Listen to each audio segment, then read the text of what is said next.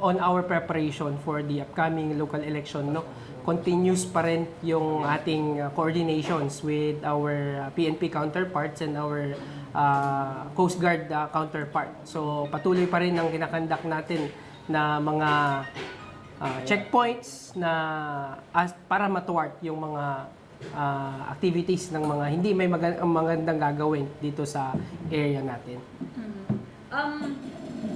Meron tayo ngayon, sir, bagong deployment aside doon sa sinabi natin dati na magde-deploy tayo ng mga 10,000 plus na troops. Kasama na doon ng police, army, at coast guard. As of right now, ma'am, just now, previously, yun yung sinabi natin na there were 10,000 troops ready to secure the national and local election na upcoming ngayong May 9. So, sila pa rin yung natin ngayon ang nakaprepare for our deployment. So, kung makikita mo, Ma'am Just, no, we have established checkpoints, areas dito na sa buong Eastern Visayas. And 17 nga dito is nakastation sa Northern Samar, 20 in Eastern Samar, 23 in Samar, 12 in Leyte, and 6 in Southern Leyte, at isa sa Biliran Province. So basically, ito is kinandak natin in coordination with our COMELEC counterparts para ma-enforce yung gun ban and of course, ma-ensure yung peaceful environment throughout the election period. Sir, we have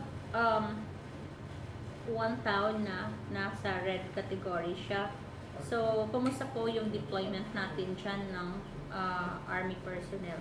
Yes, as of right now, no, wala pa tayong update regarding doon sa isang isang town, but based doon sa binigay sa atin na data ng COMELEC before na there are 12 municipalities under areas of concern, 13 from immediate concern, and isang grave concern. And napag-usapan nga during the first quarter RJSCC na as per recommendation nga ng COMELEC and other line agencies that it will be on COMELEC control.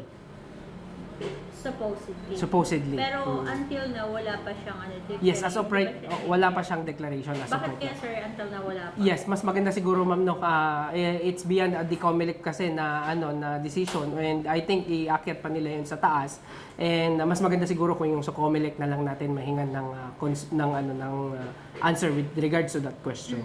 Pero considering, sir, na yung Santa Margarita is nasa red category siya, naglagay ba tayo ng additional troops para sa area?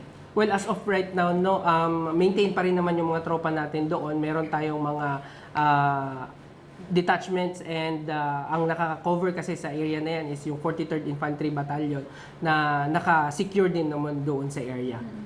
Sir, saan yung mga lugar na tinitingnan natin na possible maging hotspots for this upcoming election? Yes, as of right now, ma'am, supposed to be meron nga tayong upcoming na RJSCC to at least ma-reassess and mabalikan yung mga itong mga matters na ito, but unfortunately nagkaroon ng rescheduling dahil nga may conflict of activities. So as of right now, hindi ko kayo mabigyan ng data with regards to that, but rest assured that we will provide you one kapag ka-available na yung data kasi pag-uusapan pa yan ng other line and agencies, especially yung COMELEC. Sir, siguro lastly na lang, ano yung gusto mong iparating na mensahe para una siguro sa mga sundalo natin at pangalawa doon sa mga residents natin sa iba't ibang barangay dito sa Eastern Visayas?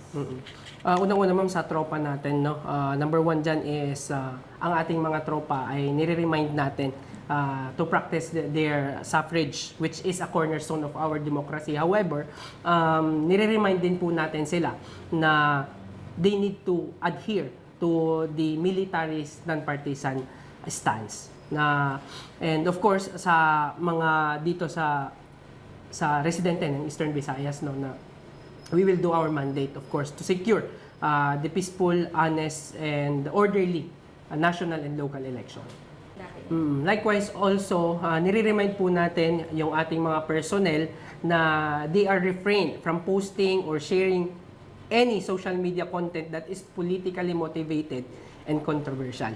So, lahat po ng mga tropa natin yan is kinakandakan po natin yan, troop information and education.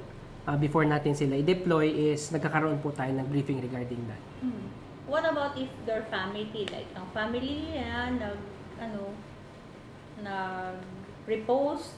Actually, or nag-post? yes, yan yung isang nangyari. No, it should be reminded na of course hindi naman kasama sa EFP rules and regulations ang mga families natin. No, syempre separate naman po sila. What we are trying to say is our troops lang po dahil sila man ang immediate na concern doon sa EFP rules and regulations. And if ever merong ganun na makapag-violate, ano yung mga punishments or actions na ibibigay ng command?